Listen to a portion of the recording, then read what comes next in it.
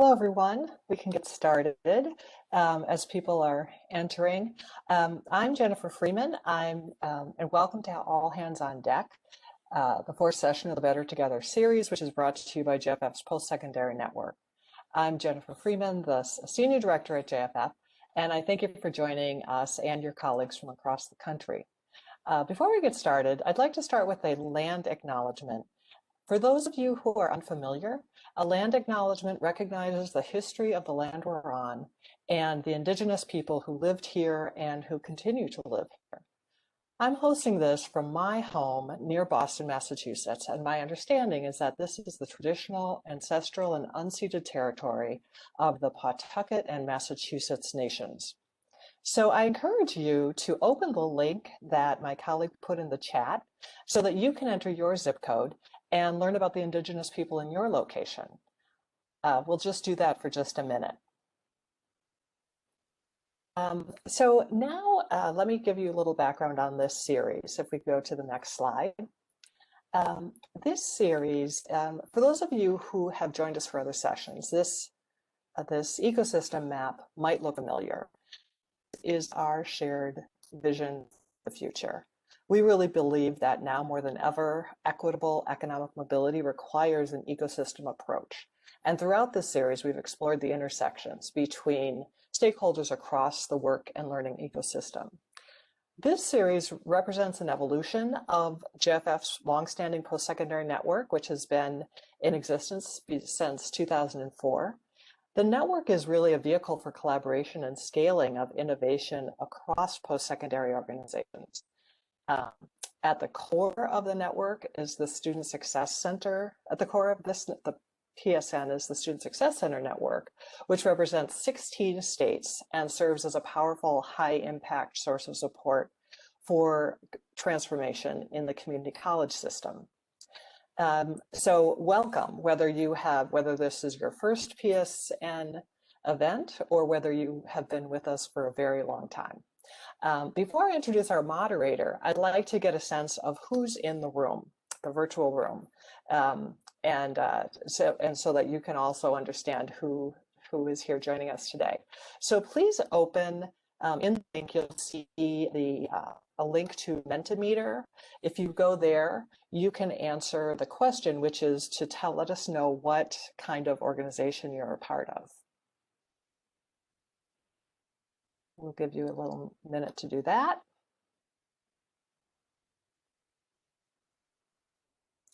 And now, Ishiro, if you can the results.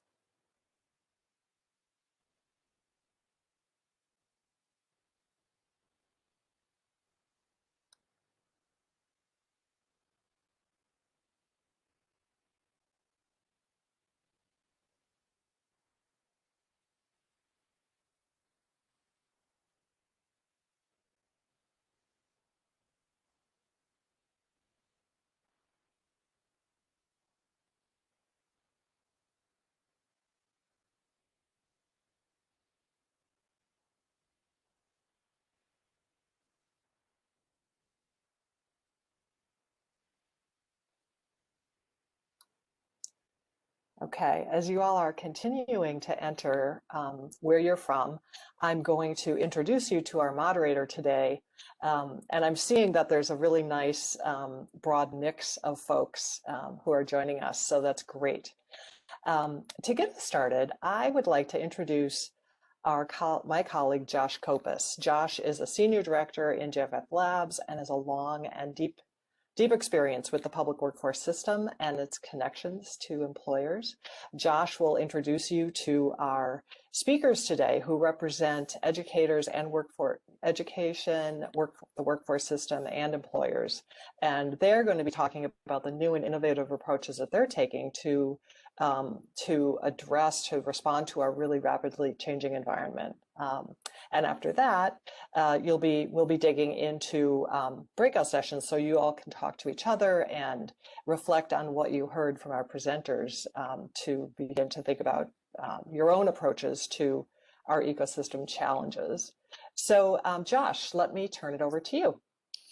Thanks, Jenny. Appreciate the introduction. I also want to thank you and the Post-Secondary Network team for inviting me here today, as well as for bringing such a diverse group of panelists together to really tackle some of the issues that we're all facing across our various institutions and communities. And a lot of my work at JFF Labs, especially in working with workforce boards, secondary organizations, and companies, we spend a lot of time talking about the importance of having an expansive vision for what's possible. And to have an expansive vision of what's possible means expanding the types of viewpoints that are in the room, and having an appreciation for where we have shared challenges and where we have shared opportunities.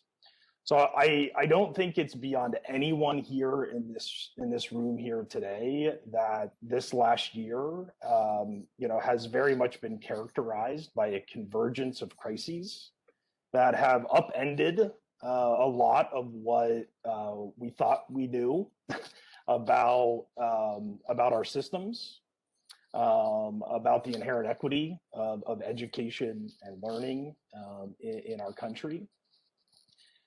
And it's also really helped expose some trends and some issues that were emerging long before 2020 and long before the pandemic. And it's really some of those trends and operating assumptions that I want to anchor us around here today. And it's also going to be through the lens of these operating assumptions that our presenters are going to be asked to present how they're tackling some of the shifting landscape from their own seats and from their organizations and from their community point of view. But we're also going to take some time after they present to explore and dance around the edges. We really are seeing some of what were trends before become truth. And it is now very clear that learning and education, even formal education, does not just happen in a school or in a classroom. It happens virtually. It happens within workplaces. And it is happening often in very informal settings that cannot be characterized as a classroom. And that's going to involve all of us engaging in what does learning mean if learning happens anywhere and everywhere. We also know, and I know that our panelists are going to spend a lot of time talking about the blurred lines between what we have traditionally understood to be workforce development and education. Learning and work are becoming something that are increasingly recognized as interconnected and non-sequential. That's something that makes our work more complicated, but it also makes more sense in terms of the way that individuals learn and the way that individuals advance in their careers and in their educational pursuits. We also are going to talk about the fact that the degree is no longer an adequate proxy for skills. And that even in post-secondary institutions like community colleges and higher ed organizations, they're starting to try and understand where there are opportunities to provide lighter weight credentials, or trying to figure out how to speed up the rate at which we can upskill individuals and customers that we interact with. Finally, and I would go so far as to say, even the construct of a non-traditional and a traditional learner has been blown to pieces. The current narrative right now is one around lifelong learning, and celebrating that we all are learners and workers and people at the same time, and that we interact with institutions such as job centers and community colleges and community-based organizations that are providing service and support, in real time, and often not sequentially. So we now have to take a much more holistic view of who a learner and a worker is. They're not just a job seeker. They're not just a student. They're all those things at once. So those are going to be some of the operating assumptions that that we're going to tackle as part of our breakouts. I know our presenters are prepared to share some innovative ways that they're actually starting to tackle these new realities and really start to take advantage of these new truths. So I want to go ahead and actually dive right in to getting our speakers up and running.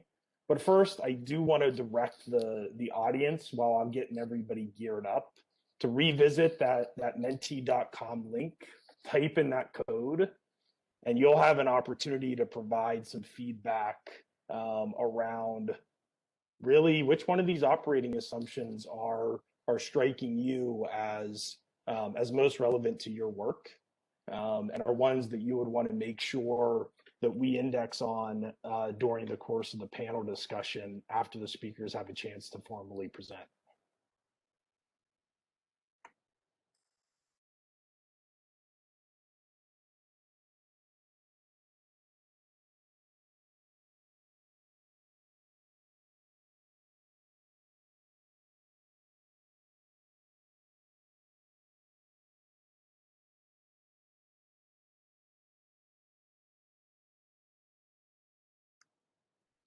All right, looks like the audience isn't going to make our task any easier.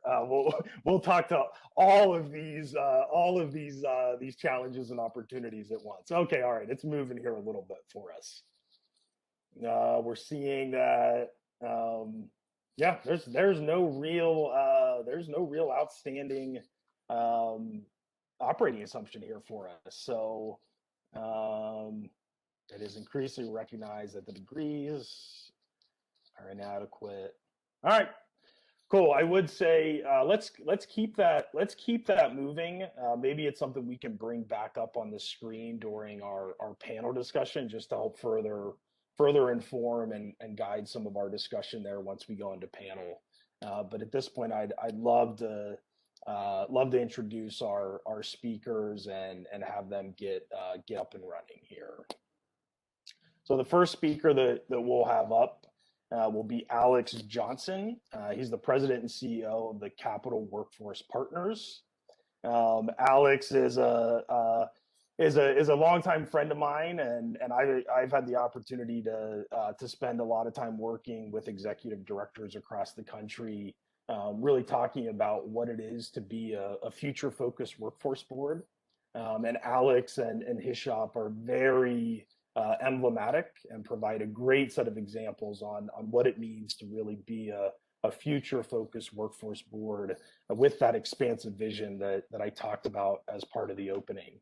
I'm also really thrilled to have Dr. Nan Travers here with us. She's the director for the Center for Leadership and Credentialing Learning at SUNY Empire State College. Nan, from what I can tell, has really been leading the way at both a local, state, and national level around trying to push post-secondary organizations to think about how to expand the value of credentials and certifications through post-secondary institutions. And she's going to have a lot to share with us there as it relates to that operating assumption around the degree versus the certification and how that's playing out in her day-to-day work. I'm also thrilled to invite a teammate of mine from JFF, Christine Johnson. She's working on our corporate leadership team, really leading a lot of the work with our corporate action platform, which is a platform that engages corporations in helping them really explore better and best practices that can help better benefit their workers as well as their businesses and bottom line as well. So welcome to each and all of the panelists. I'll turn it over to Alex for his component of the presentation, and we'll keep it moving and looking forward to digging into discussion with everybody here in a few minutes. Thanks, Josh, for that introduction, and happy to be here to share my thinking and viewpoint on this particular issue. I do want to acknowledge that I do kind of see the world from the lens of a workforce development professional in the lens of a workforce development board. So I did want to just set that as a caveat. I just want to quickly just identify, CWP in terms of who we are. And then also just quickly just go through some of our transformative principles, particularly as it relates to the notion of how do we continue to improve, particularly in this environment, recognizing that, as we've noted, the circumstance has changed and we really need to leverage the entire education workforce development ecosystem to meet the needs of our customers. So with that, in terms of Capital Workforce Partners, I just wanted to note that Capital Workforce Partners is the regional workforce development board in the North Central region within the state of Connecticut. Our goal is to help businesses find, retain, and grow their most qualified talent. As we define our mission is to leverage public and private resources to produce a skilled worker for a competitive regional economy. And in order to achieve that mission, we develop partnerships between and among businesses, philanthropy, education, economic development, community-based organizations, and really organize a larger ecosystem to collaborate around workforce development strategies. And I would note that our focal point is really looking at how we're ensuring that individuals get the necessary education and credentials to compete for primarily middle skill jobs, those jobs that require more than a high school diploma, less than a baccalaureate, but they provide opportunities for individuals to achieve self-sufficiency. Next slide, please. So as we think about the transformative principles, and as I like to think of it is, we believe ourselves to be a premier workforce development board. So as I think about what makes a premier workforce development board, I did want to align it to JFF's future focused workforce board's behavior, because I see there's a direct correlation between how we're continuing to improve and the behaviors that they've noted. And I just want to just quickly kind of go through some of these behaviors really as examples to help you understand the larger viewpoint and perspective of CWP. When you think about transformative principles around technology at scale, we see it's essential that we embed and embrace technology. And I know we've all gone through the virtualization given the COVID pandemic, but I'd also note that our journey around using technology and virtual tools was a journey that we undertook before COVID, recognizing that we wanted to ensure that we were maximizing the use of technology to not only deliver services, but to enhance our operating principles. We've also formed a sector-based partnership in IT, in part to learn from our employer partners how technology is changing the nature of the workforce and how we can also leverage technology to improve our practices in particularly how we deliver services and make our business practices more efficient. And last, I just wanted to note that as we are going down this technology journey, we're happy to note that we are one of 6 sites nationally that's part of the JFF New Profits Future of Work Grand Challenge, where we're really looking at technology solutions to solve our challenges with educating our workforce.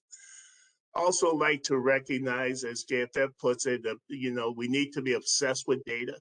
As I look at it, we need to have systems to collect, analyze, and evaluate. And under this, I just wanted to note that in the Hartford area, we have a data collaborative. Actually, it's the backbone organization is Capital Workforce Partners. And the data collaborative is really designed to enable us to share data across organizations. So for example, our local school system has signed a data sharing agreement, our nonprofits, our Capital Workforce Partners, and we're also beginning to connect with state agencies. But we believe it's important that we be able to share customer data to ensure that, number one, we're meeting their needs and we're able to identify best practices, but also we're using this tool to identify young people in high school who are exhibiting challenges with either attendance or grades, and it allows us to organize responses so that we could drive interventions while they're in high school. So that's part of the journey that we're looking at. We also have to continue to look at supply and demand data. You know, workforce boards typically collect demand data in terms of LMI, but we also believe it's equally important to assess the level of supply. What is the supply? What's the capacity of our educational institutions to deliver the quality and quantity of job seekers that we need to meet our employer needs?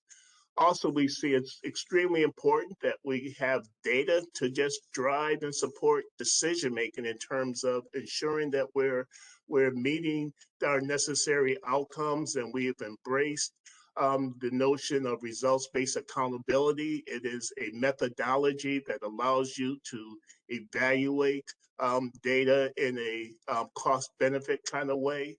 And then finally, we are actually the only workforce board in Connecticut that has really done an exhaustive return on investment analysis.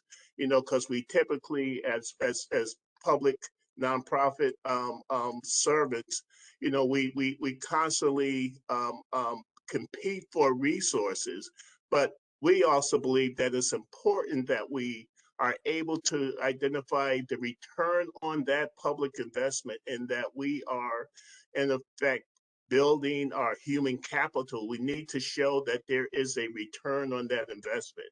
And I could go into more detail in terms of what that report gave us in the Q&A. And then principle three is really thinking about, you know, opportunity-oriented partnerships, and I'm noting here, you know, streamlined services, but it's really, you know, the notion of how are we integrating systems and services and blending systems. And we typically think of this as blending funding, but I like to think of it as how do we blend the systems and then allow the funding to support that blended effort.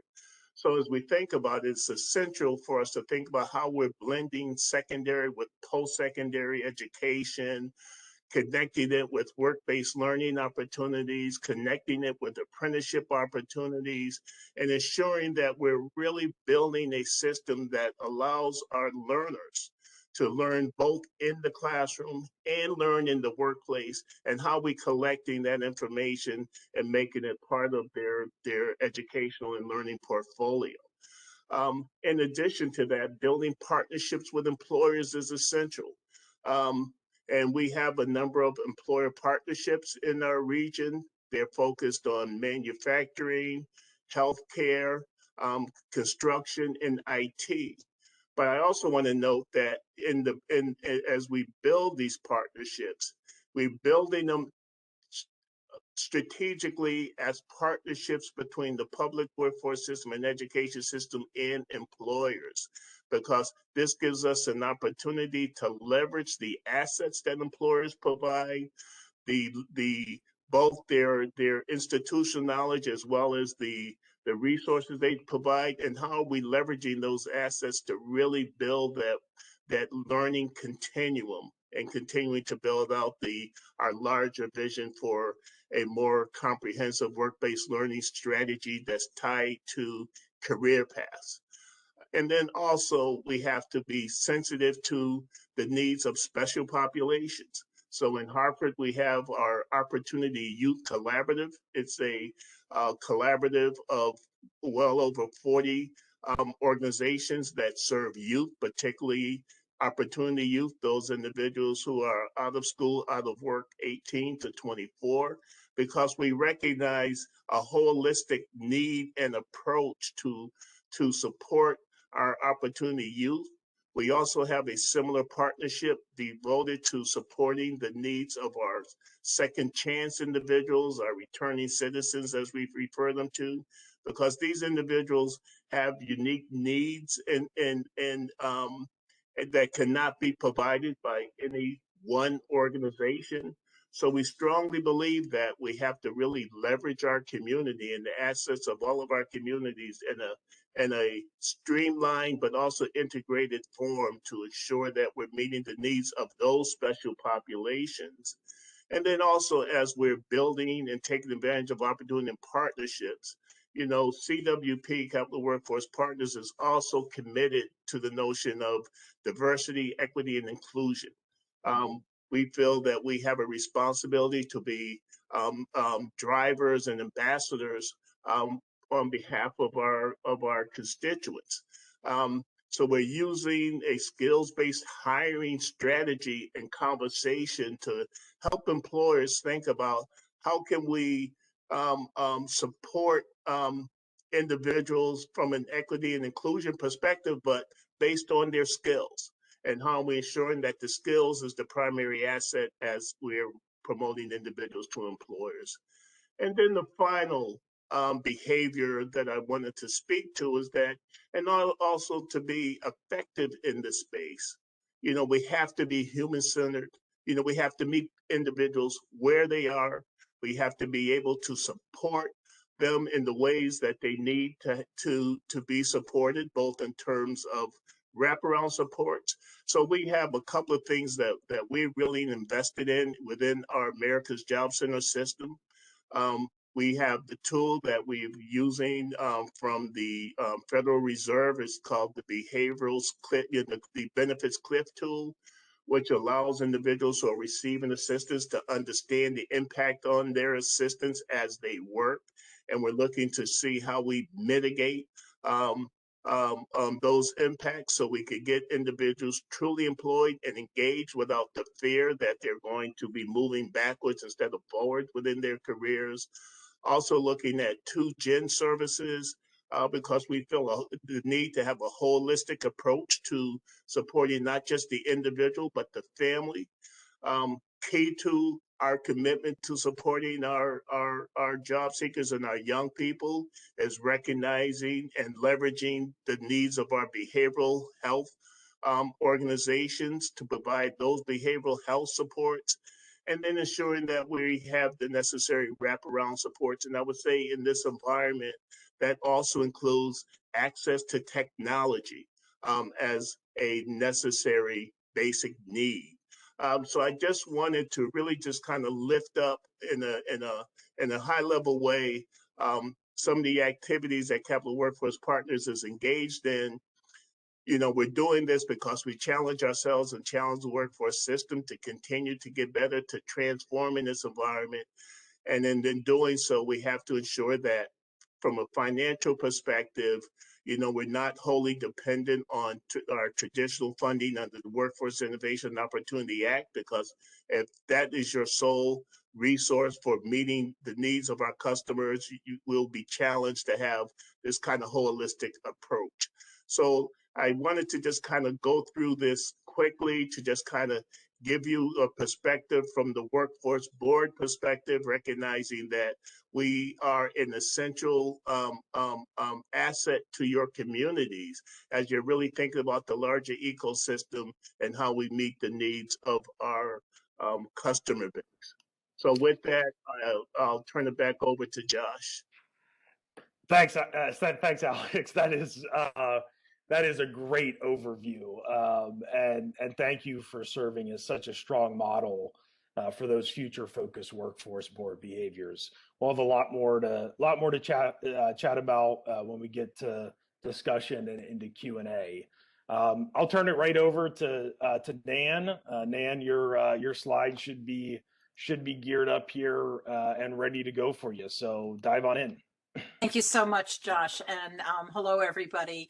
I'm going to talk a little bit about some work that we're doing at SUNY Empire State College. Next slide. So that you know a little bit about Empire. We are one of the 64 institutions within the SUNY system. That's the State University of New York, which is the largest state system in the United States. And as a liberal arts college, we have around 20 locations for face-to-face across the whole state. We're also online and international, and about half of our enrollment is face-to-face and the other half in terms of being online. We have students in every single state, and we are in around 50 different countries. So we really kind of have a large reach. We have both undergraduate and graduate. We offer smaller credentials, the micro credentials, certificates, associates, bachelors, masters, and we also have an EDD. So we really are able to offer the full spectrum of the different kinds of credentials. The college is now, this is our 50th year, and right from the beginning, we were focused on the adult learner. So there are aspects of the college that are set up specifically for the adult learner. One of them is a flexible degree planning, and this is at the undergraduate level.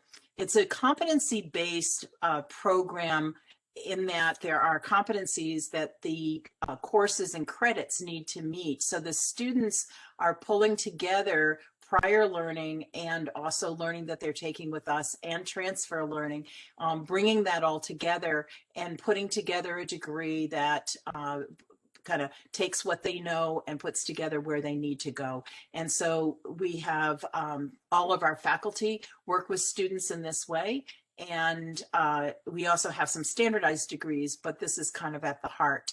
Also, as I mentioned, prior learning assessment, we offer that both at the undergraduate and the graduate level. We offer all forms of prior learning assessment, from things like standardized exams, military, aspects of corporations that do training, licenses, certifications that have been evaluated by either the American Council on Education or the National College Credit Recommendation Service. But we also have the portfolio process for our students. We have around 17,000 students, and around half of those at the undergraduate level actually engage in some form of prior learning assessment. We as I was saying, what we do face-to-face online. We also have some other kinds of setups that we do. We work in residencies, which is a concentrated time for, and a lot of adult learners like that. We also work with a lot of apprenticeships areas in our labor studies center. So we kind of work in many different modalities there. We, as I said, we are very focused on the adult learner and some of the kinds of newer initiatives, because we're always trying to figure out best ways of supporting adult learners. I just wanted to mention a few of them. One is the Black Male Initiative, and out of that, the Fortified Classroom, where there was really a strong recognition that Black males needed a certain level of support so that they really felt as though they were encouraged to continue and complete. And that has been extremely successful. And the aspects of what was happening in those classrooms has actually developed the Fortified Classroom, where there's wraparound supports that are built directly in the classroom, not as something that someone has to go find and do elsewhere and try to bring back into the classroom, but that the idea is that the classroom becomes really a support place. We also have extensive online student supports, again, trying to think about all the ways and the modalities that students are learning from us. The professional learning evaluations is we work very closely with a lot of industry partners, state agencies, licenses, certifications, similar to how ACE and NCCRS evaluate workplace learning. What I'm going to, in a few minutes, just mention this in more detail, but we have quite a few of these that we do ourselves with local partners. And then we've also been building a model, which I'm going to talk a little bit more about also, called Credential as You Go. So if I could have next slide, please. So one of the things that we are very aware of is that learning happens everywhere, and that when we really think about it, the source of learning is not what matters. What matters is that we have a way to help students articulate their learning and be able to put that learning together in such a way that they are known, we can recognize them for what they know and credential that learning. So as I mentioned, prior learning assessment is very extensive at the college. So one of the things that we've really done quite a bit of work around is to think about what the lived experience language is, and thinking about the academic language. And this seems like they can be in two completely different places, but by using competencies as the translator, we have come up with different processes where we can take that lived experience, we can take the academic experience language and bring those two together. And so the real idea here is to find better ways to integrate the learning that students have acquired through all different sources and be helping them to be able to identify what they know and be recognized for that. Next slide, please. So on the professional learning evaluations, when I talk about a classic way, which is actually newer for other people, but we have been doing the professional learning evaluations for a couple decades at the college. When we started off, we approached this where we would say, okay, if there was standardized training, there had to be almost like it was a classroom, and there was set curriculum, and there had to be set evaluations. What we found is that industry is really not as focused on that classical training model, and that it's much more focused now on really thinking about it from a competency perspective, that it's just-in-time training, that it's on-the-job training, and really that makes it harder to be thinking about evaluating except at an individual level. And yet, if we have a partnership with a industry partner, then to expect every employee to go through a portfolio process becomes very cumbersome, and it's very repetitive in many ways.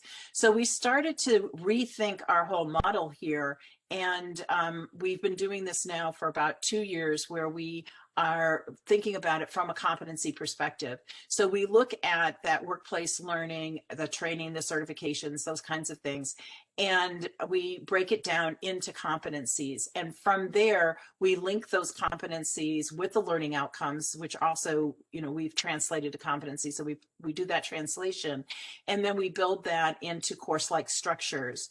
We are also then connecting that learning into micro-credentials and bundling that, and then building it into a degree pathway. So the expectation is that when we have these professional learning evaluations, not only are we evaluating the learning from a competency perspective, but we're also building it right into the pathway.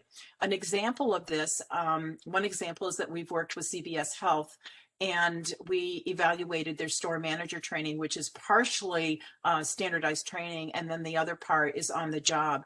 And so we've been evaluated that, and then we've been able to build degree pathways for store managers to be able to do that, so really integrating that learning.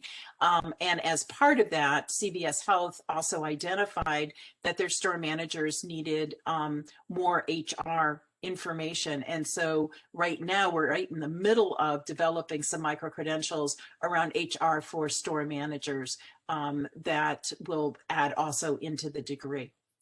Next slide. So that some of the work that we've done in the last 2 years that I was just talking about was a Lumina Foundation grant. We also have another Lumina Foundation grant called Credential As You Go. And we're just ending this one after 18 months and about to go into a phase 2 that's going to be with different funders.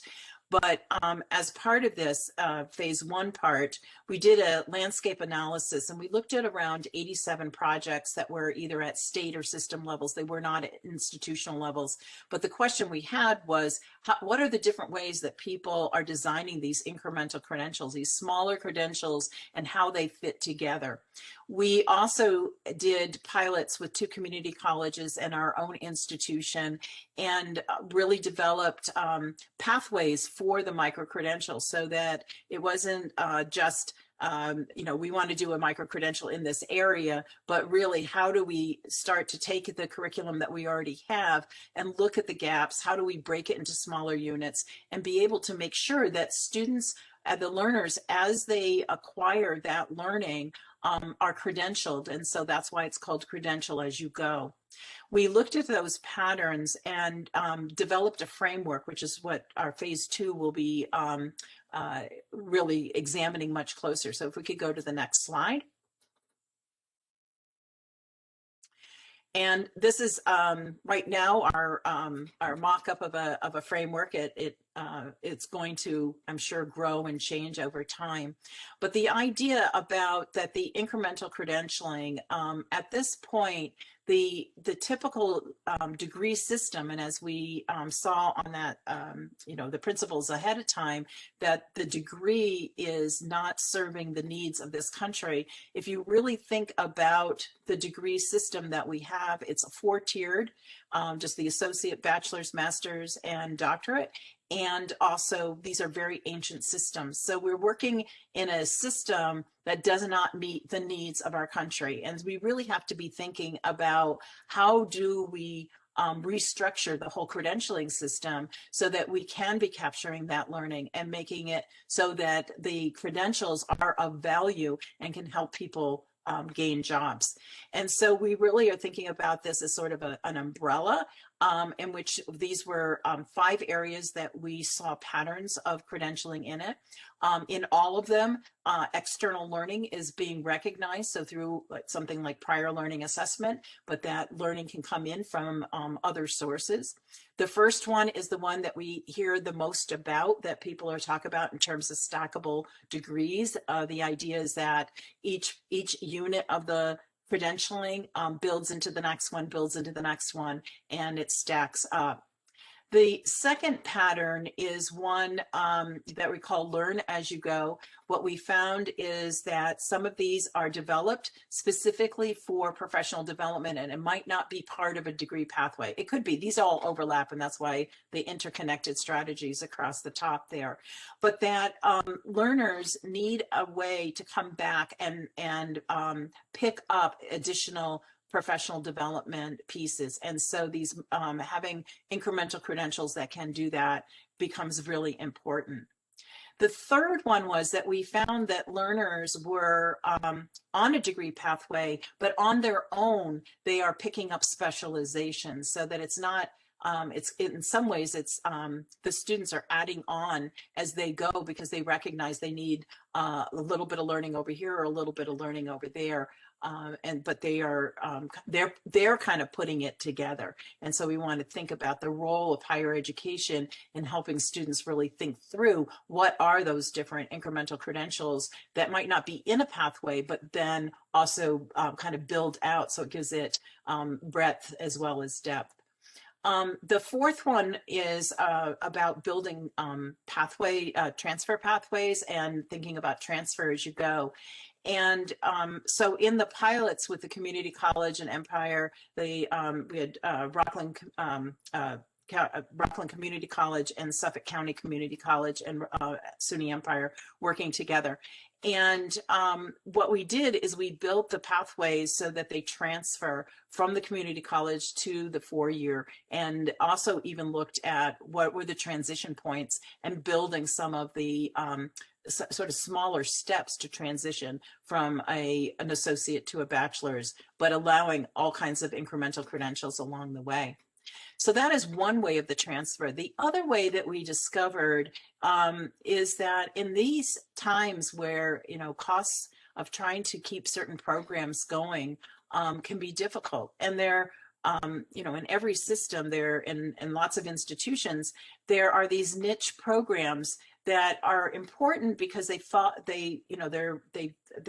a niche, but they are costly because they're not going to be high demand. But if we can start thinking about maybe across the system where you think about these incremental credentials where it might be offered at one institution, but then students from multiple institutions can get that and it's already built into a transfer pathway. And so the incremental credentials can start to go across institutions through, during a degree pathway instead of just transitioning from one degree to the next degree.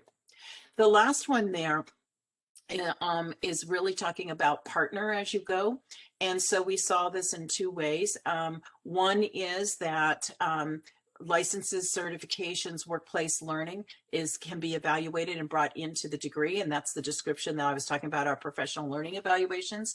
But the other, and the one example would be at Rockland Community College, the automotive program there. The courses are actually designed that when the students go through that program, they are gaining the certifications that they need for work. And so they're actually getting the employer certifications through this partnership that they've developed as they go through the coursework. So they don't do the coursework, then go to work and then get the certifications to be working. It's all being done at the same time. So we can think of this as a two-way street as well in terms of both gaining the skills that you need for the workplace at the same time that you are developing your degree pathways and gaining incremental credentials along the way. The other thing that we discovered in this work is that it's a small but growing trend is this auto award. And what they thought is that in many ways, some students, as they gain the credential requirements, there's a barrier when we say that you have to kind of apply for your credential or apply for a degree. And so the whole question is, with the degree auditing systems and other kinds of systems that are really coming out in the technology, couldn't institutions do an auto award, or at least make it available automatically to students, and that's their choice to pick up. But just this whole idea that as we redesign the whole credentialing system, that we also have to think about how do we ensure that students get that recognition and don't put in additional barriers for them. So I will pause there because that kind of gives a very large overview. So thank you very much. Thanks, Dan. That's great. And thanks for leading the way on reinventing our credentialing system as we know it. That's a great overview for us. Christine, I'm going to turn it over to you and let you do your thing. Okay. Hi, everyone. Thank you for having me. Very excited to be here today speaking with all of you. Alex and Nan, thank you so much for sharing your perspectives. Truly helpful and insightful. As Josh mentioned, I'm a senior manager on our corporate leadership team here at Jobs for the Future. In my role, I have the pleasure of creating tools, resources, learning opportunities for corporate leaders to help them put employee well-being and equity and economic advancement at the center of their business strategies. JSF as a whole has been operating in the policy and education spaces for well over 30 years, and they've worked with a lot of companies in that process. The corporate leadership segment of JSF is comparatively new, just a few years old, but it was born out of an increased demand and need for partnership amongst the policy, education, and private industry sectors. Our work on the corporate leadership team centers on what we call our impact employer model, which is essentially our theory of change that says that companies should put employees at the center of their business strategies, not only because it's the right thing to do, but because there's a very compelling business case for doing so. When companies invest in their employees, turnover decreases, diversity increases, reputation with customers improves, just to name a few. And these are all things we know to improve the bottom line.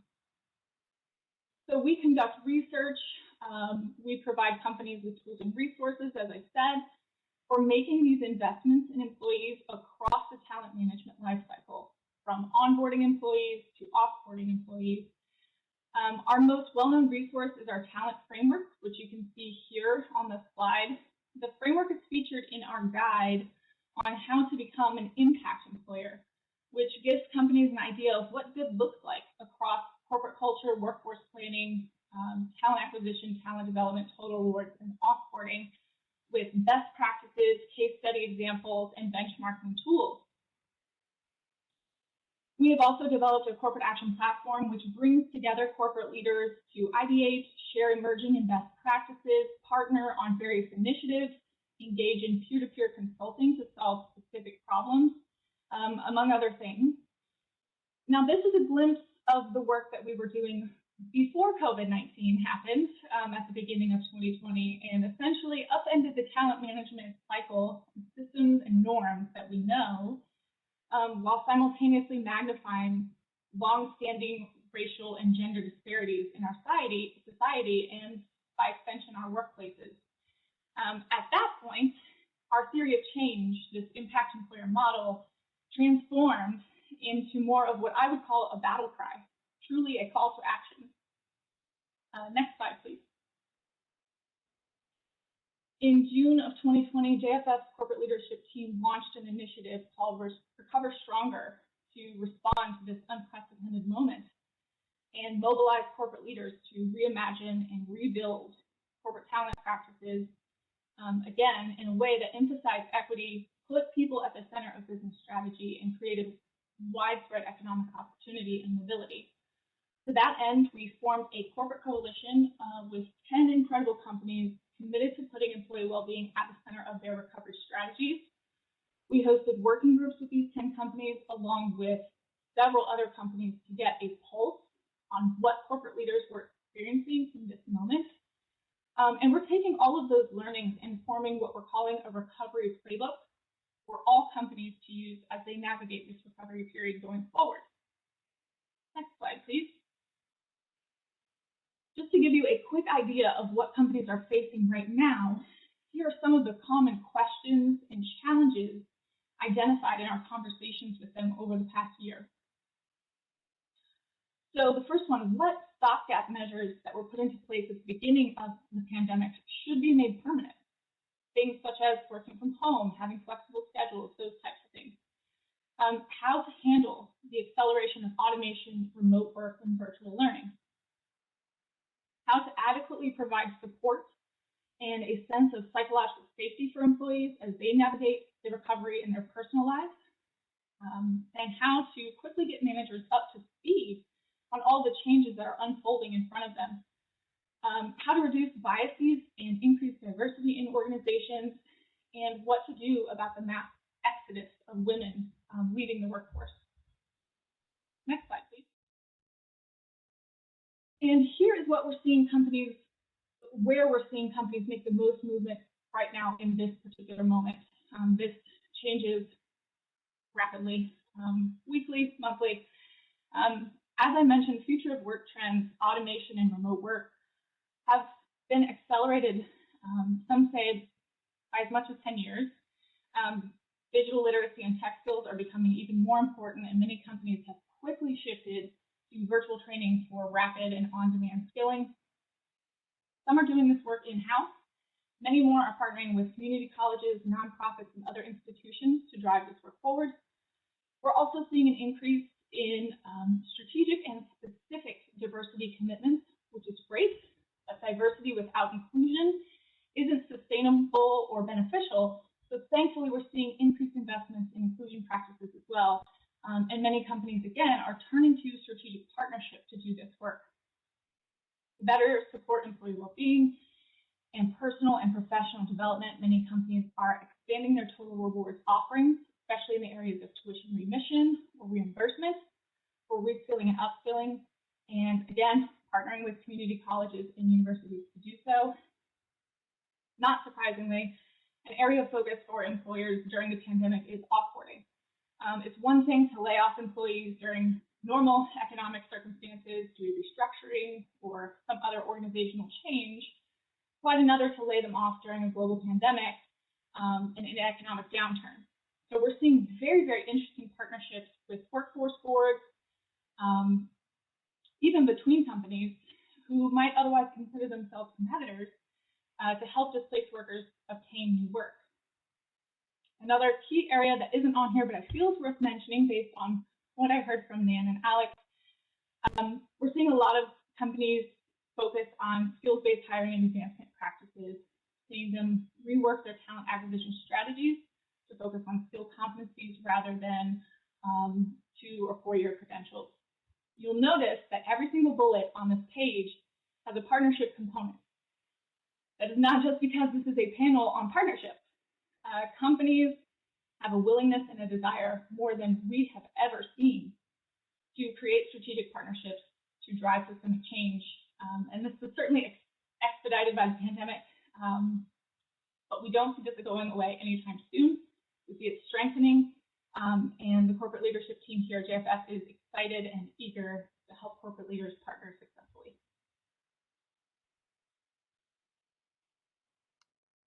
That's great. Thank you, Christine. I'm gonna keep us moving here. I want to make sure we keep our commitment to allowing the audience to have some time to interact in breakout groups.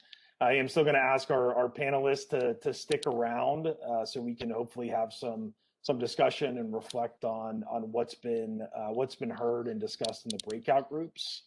But before we do break into our small group discussions, I want everybody here on the line to revisit some of these operating assumptions. Consider how these assumptions are affecting your work, both kind of personally as well as organizationally, and even thinking more regionally in terms of how it's affecting your neighbors and your community writ large. Each of our panelists brought not only examples of their work to the table, but have also provided us all with some useful frameworks and some principles for how to organize against, or really maybe even in support of, these changes that we're seeing and that we're trying to navigate. So I encourage you, as you go into your breakout groups, to think about how and where you can apply some of this framing and some of the examples provided by the panelists as you work through our question set that our facilitators will provide you in your breakout groups, and that I hope will be here on the screen in just a second or two. So we'll leave you with a few of these discussions, but again, you'll be equipped with a facilitator in each one of your breakouts that will have these discussion questions in hand, and you'll have an opportunity to wrestle with some of these in small groups here just momentarily. Look forward to seeing everybody in a few minutes once we wrap up with the breakout groups and reconvene. Welcome back, everyone.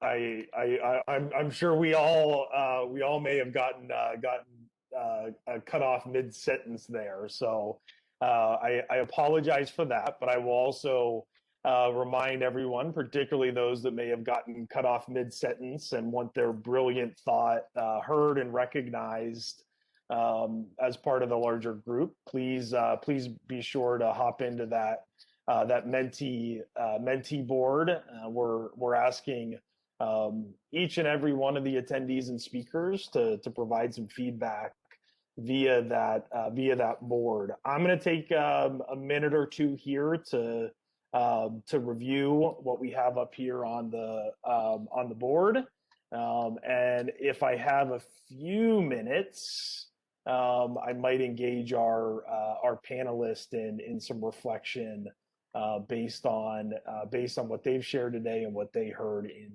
in the breakout groups as well. Oh, wow.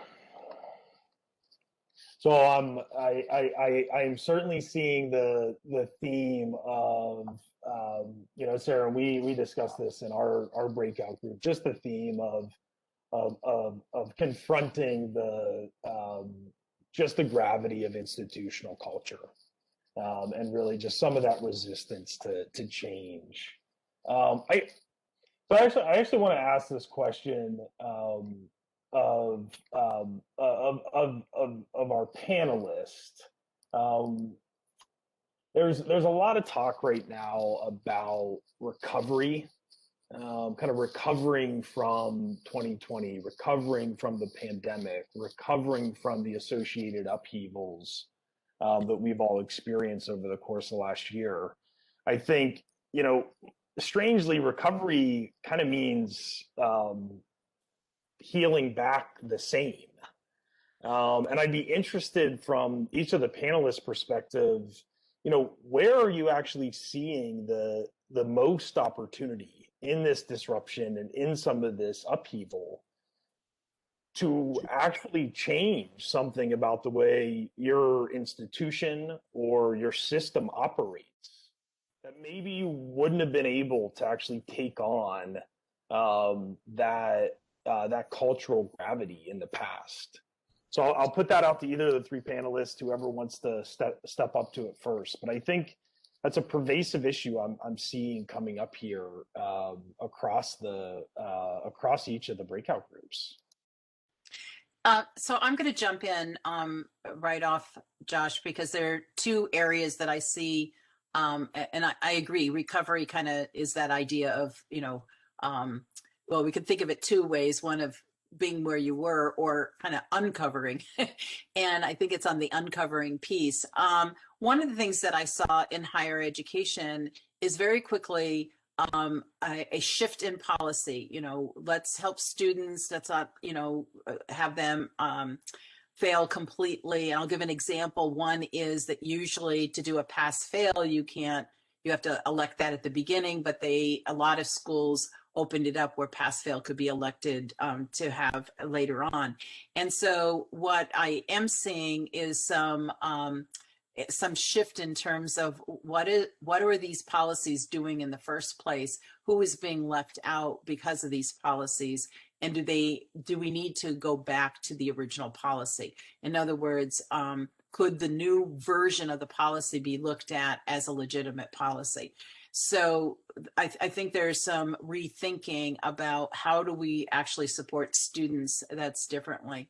The other piece that this last year has brought, both in terms of COVID and the Black Lives Matter movement, is a much more awareness and sensitivity to the equity issues.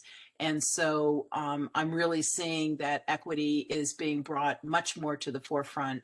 And I have starting to see some practices shift to become more equitable.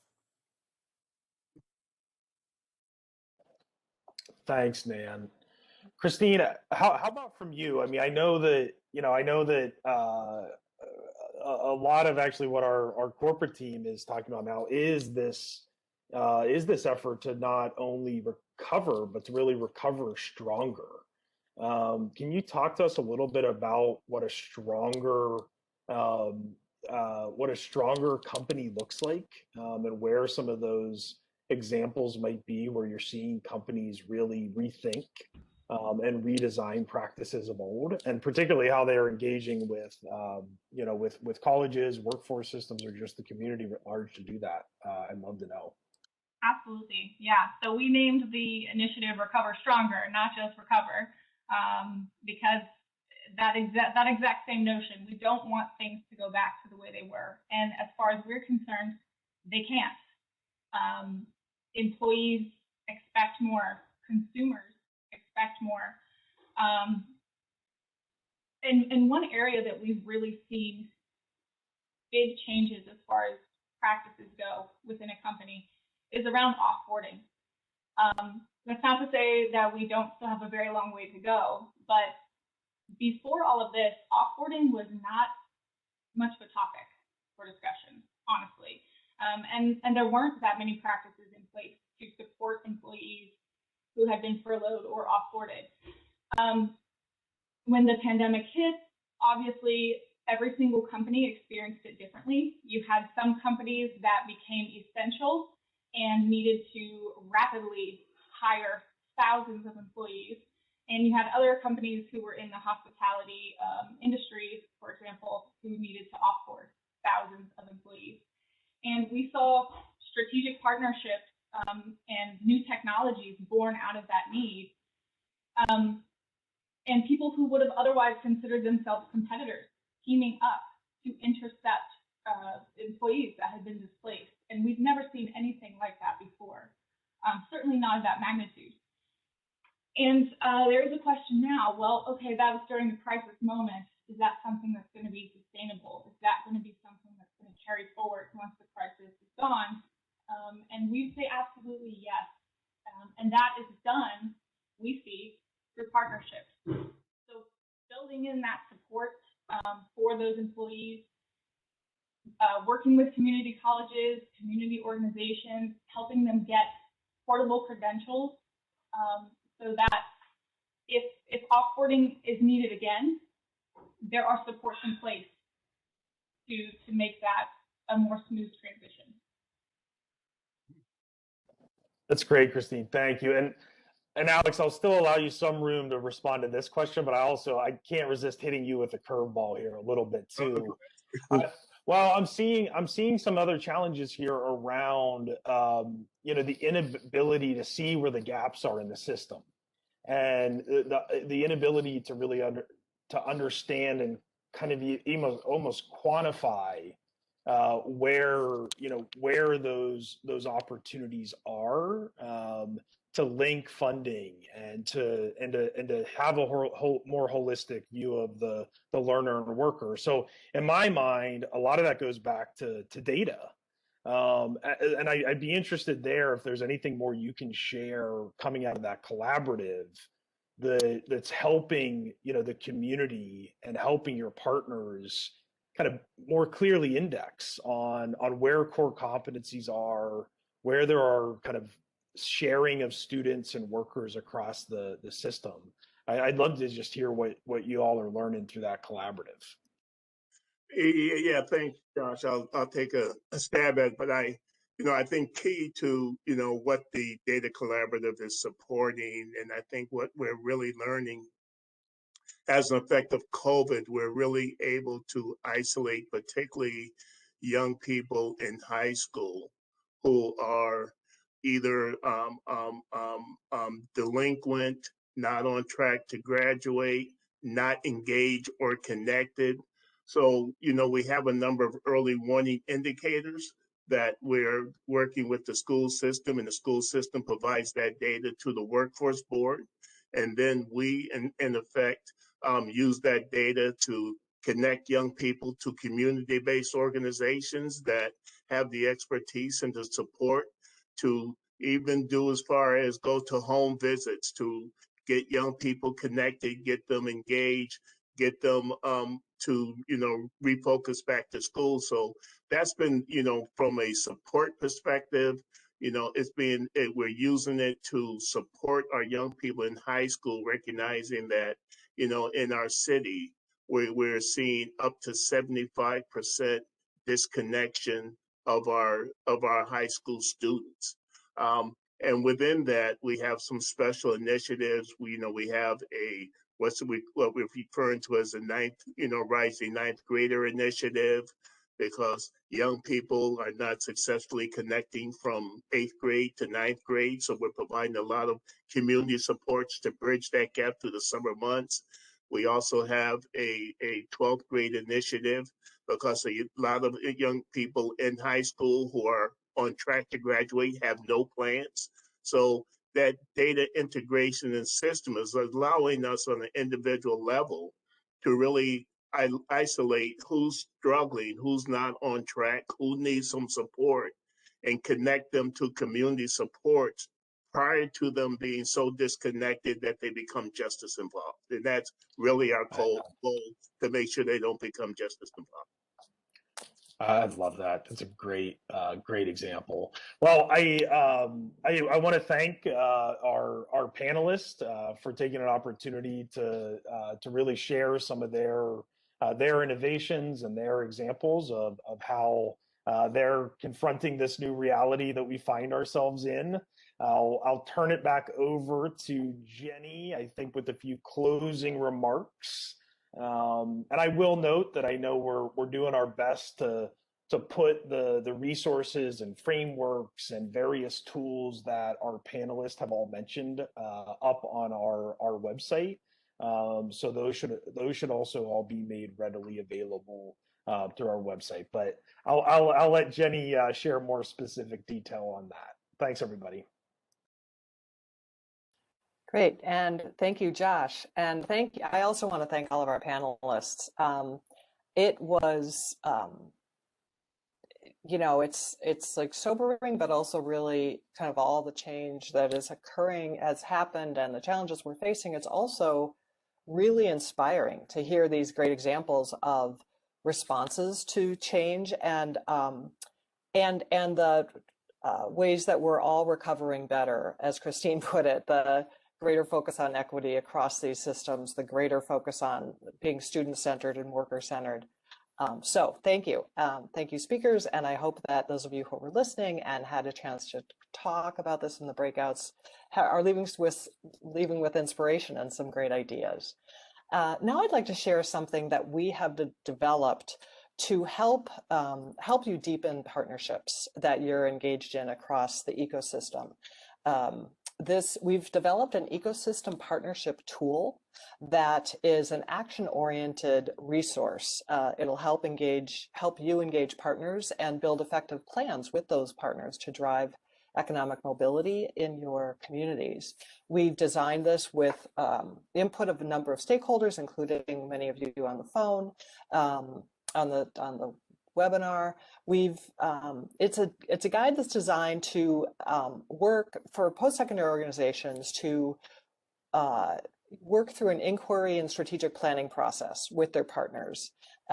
It starts with you identifying a key challenge, identifying then partnerships in your community or at the state level who can help address those challenges, and then walks the partnership through a process of that ultimately an action plan that you all can work on together based on your shared vision and the shared goals and action plans you've established. My colleague has put a link in the chat to that tool.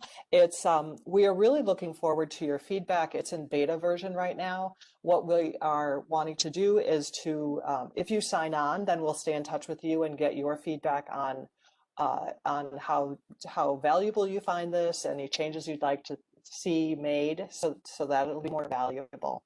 So we'll be following up with any of you who do sign up. Then I'd like to now share what's coming up with our two last sessions. If you, this whole series has worked around this whole ecosystem graphic here, and now we're going to be zooming out to the external parts of the graphic to look at the influencers of the system, federal and state policy and federal and state funding. We really hope that you join us for these on March 30th and April 8th. We've identified a number of really highly nationally known leaders in community college, higher ed system policy, who will be able to share really up-to-the-minute information about what's going on at the federal level, and also be able to work with you in breakout sessions to kind of get really down into the, to really learn from their insights about how best to access dollars and use state policies that really facilitate collaboration. So thank you again for joining us today. That is all we have. As Josh said, there will be a curated set of resources and materials, including the frameworks that our speakers talked about, put on the website, and you as participants will also be getting an email that has those linked. Thank you again, and we look forward to seeing you at the next session.